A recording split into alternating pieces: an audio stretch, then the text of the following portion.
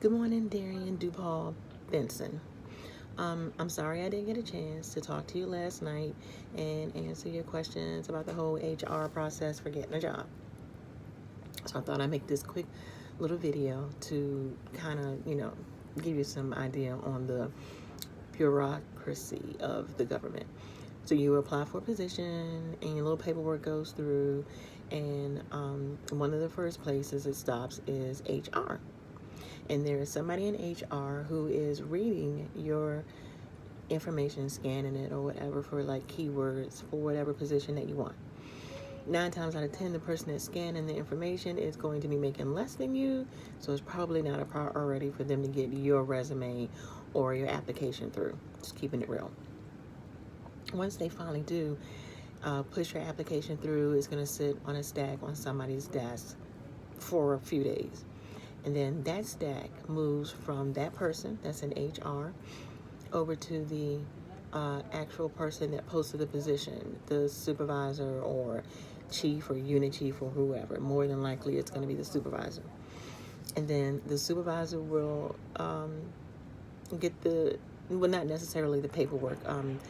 It'll be emailed to the supervisor, your application, after it's been through the first approving process of the person in HR.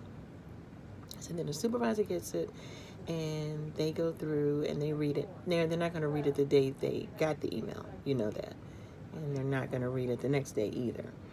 So that email is going to float around for 2-3 days, maybe even a week, whenever the supervisor gets to it. So the supervisor is going to read the email and read your application and go through it and put it in the yes, I'm interested pile, no, I'm not interested pile. The reason you got the email is because you made it through the HR process.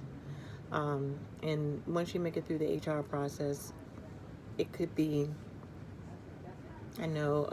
weeks before the supervisor that posted the position actually takes the time to look at your application, review it, put it in the I want or the I don't want pile, and then those piles will sit on that person's desk for a while, a couple of days. And then that the pile that says, hey, I want to see these people. Interviews have to be set up, and groups of people have to get together so they can sit on this board so they can interview you. Well, you won't know that process because there's no entry sent out saying, this is where we are in the process. You'll always see, oh, your application has been accepted, or, it's been moved to whatever level, and then that's it, because the supervisor doesn't have any responsibility to update any pages saying, hey, this is where you are. The next time you may hear something is when it's time for an interview. Then you'll get something in the mail, or you'll get an email or something like that. If it's been, I think the longest time that it ever took me to get somebody on board from the Rudy to the Tootie was 3 to 6 months.